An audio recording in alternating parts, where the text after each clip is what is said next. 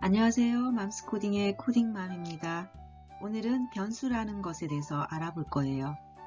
변수란 뭘까요?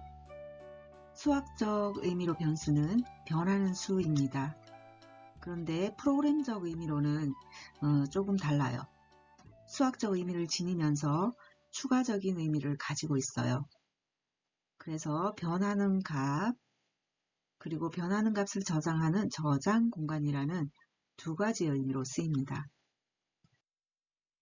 그러면 변수가 아닌 것은 뭐라고 할까요? 변수가 아닌 것은 상수라고 해요. 우리가 변수를 배우면서 함께 알아야 할 내용이라고 볼 수 있죠. 상수는 변수와 반대로 변하지 않는 값이에요. 학교에서 배운 수학 공식을 한번 볼까요? y는 x 플러스 1이라는 공식이 있어요. 여기에서 x에다가 어떤 값을 넣냐에 따라서 y의 값이 달라지죠. 자, x에 2를 넣으면 y는 3이 되고 x에 5를 넣으면 y는 6이 되겠죠. 그래서 x에 어떤 값을 넣느냐에 따라서 출력하는 y의 값이 달라집니다. 그래서 x도 y도 변수예요. 그럼 여기서 1은 상수겠죠. x나 y 값은 변해도 1은 변하지 않아요. 그래서 상수라고 해요.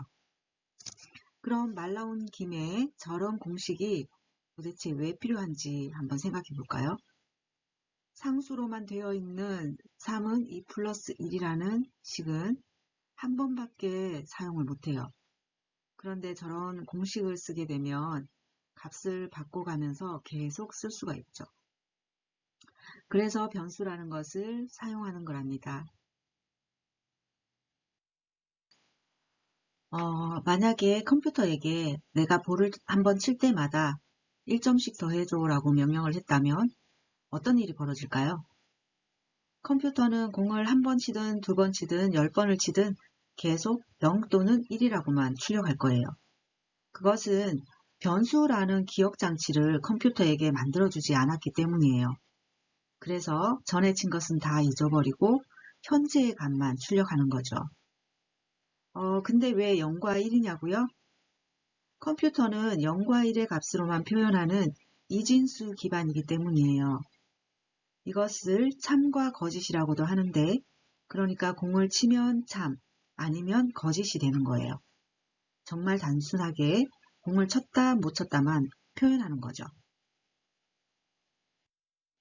에이, 컴퓨터가 그런 것밖에 모를 리가 있나요? 컴퓨터가 못하는 게 어디 있다고 라고 생각하시겠죠?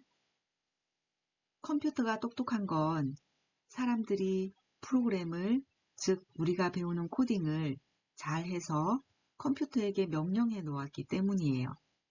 그래서 똑똑하게 된 것이랍니다. 그럼 아까 그 컴퓨터에게 기억장치인 변수를 만들어주면 어떻게 될까요? 공을 친 횟수를 그 기억장치에 넣어서 저장하고 기억하게 되겠죠. 결론은 컴퓨터에게 일을 잘 시키려면 변수를 잘 만들어야 한다는 거죠. 그럼 변수를 어떻게 만들고 사용하는지 알아볼게요. 프로그램에서 변수는 변하는 값과 변수의 저장 공간이라는 두 가지의 의미가 있다고 했죠. 우리는 지난 시간에 점수라는 변수를 만들어 봤어요. 그죠?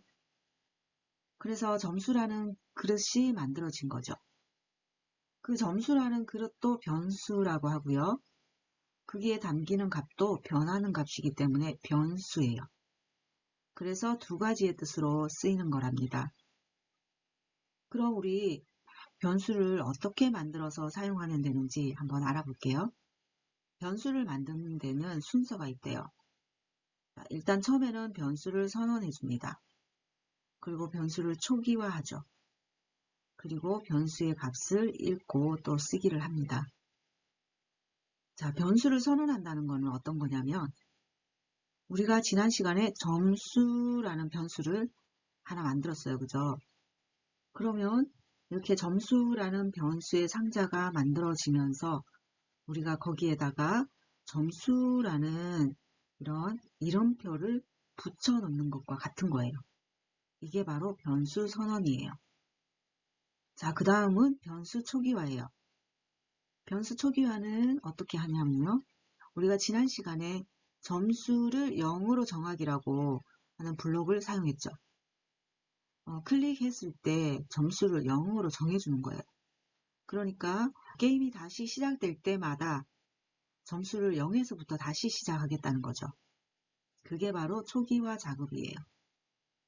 그 다음은 이제 우리가 그 변수 값을 만들어진 변수에다가 값을 쓰기도 하고 읽어오기도 하고 그렇게 할 수 있는 거예요. 자, 우리 점수를 1만큼 바꾸기라는 블록을 사용했죠. 이게 무슨 의미냐면, 자, 점수라는 변수를 이렇게 만들었어요. 그리고 초기화를 해줬죠. 그러면 현재 값이 얼마일까요? 클릭했을 때 0이겠죠. 자, 0인데 이 0인 점수를 여기에서 불러올 거예요. 불러와서 1을 더합니다. 그래서 이 1을 더한 값을 다시 여기다가 넣을 거예요. 그러면 여기에서 또 어떤 이벤트가 일어나면 다시 점수를 가져와서 1을 더할 거예요. 그래서 다시 또 넣어줍니다. 그러면 2가 되겠죠. 또 어떤 이벤트가 일어났을 때 또 불러와서 1을 더하고 다시 넣어줄 거예요. 이런 작업을 계속 반복하는 거예요. 우리가 지난 시간에 점수라는 변수를 이렇게 사용했던 거예요. 그럼 변수에 숫자만 넣을 수 있을까요? 변수에는 문자도 넣을 수 있어요. 숫자와 문자를 넣을 수 있는데 숫자에는 몇 가지 형식이라는 게 있어요. 그것을 자료형이라고 하는데 프로그래머가 변수를 선언할 때 그 프로그램에서 사용하고자 하는 데이터에 따라서 자료형을 거기에 맞게 지정을 해주는 거랍니다. 그런데 스크래치에서는 자료형이 자동 변환되기 때문에 우리는 여기까지만 알고 계시면 될 것 같아요. 그럼 문자 변수는 어떻게 사용하는지 간단한 예를 들어서 설명해 볼게요. 여기 애완동물의 좋아하는 먹이를 문장으로 표현하기 위해서 변수를 만들어 봤어요. 자, 여기 동물 변수 그리고 먹이 변수가 있죠. 동물 변수에다가 고양이라는 문자를 넣어 볼게요. 고양이. 그리고 먹이 변수에다가 생선을 넣을 거예요. 생선 문자. 자, 그러면 어떻게 출력이 될까요? 우리 집 고양이는 생선을 좋아해요 라고 출력이 되겠죠. 그 다음 여기에다가 또 강아지라는 문자를 넣어볼게요. 강아지. 그리고 먹이 변수에다가는 우유라고 넣었어요. 그러면 우리 집 강아지는 우유를 좋아해요 라는 문자가 출력이 됩니다. 자, 마찬가지로 카멜레온이나 햄스터, 토끼에 대한 것도 마찬가지예요. 이제 변수라는 것에 대한 이해가 조금 되시나요? 변수라는 것이 생각하는 것보다 훨씬 다양하게 사용되고 있으며 변수로 인해서 할 수 있는 일들이 아주 많아졌답니다. 이렇게 많은 양의 데이터를 얻어야 될 경우에 변수를 사용하게 되면 훨씬 프로그램이 간단해지면서 안정적인 프로그램이 될 수 있답니다. 자, 이렇게 오늘은 변수에 대해서 알아보았는데요. 변수라는 것이 단순하게 복잡한 프로그램을 간소화한다는 기능만으로 설명하기는 많이 부족합니다. 어떻게 보면 프로그램을 한다는 것은 변수를 쓴다는 것으로 말할 수 있을 만큼 변수는 프로그램의 전부라고도 할 수 있어요. 그래서 오늘 설명한 내용이 변수의 전부는 아니고요. 변수라는 것의 이해를 돕기 위한 아주 작은 부분이라는 것을 알아주셨으면 좋겠습니다. 다음 시간에는 BMI 지수 측정기를 만들어 볼 거예요. 오늘 배운 변수를 활용해서 만들 겁니다. 그러면 오늘도 정말 수고를 많이 하셨고요. 다음 시간에 뵙겠습니다.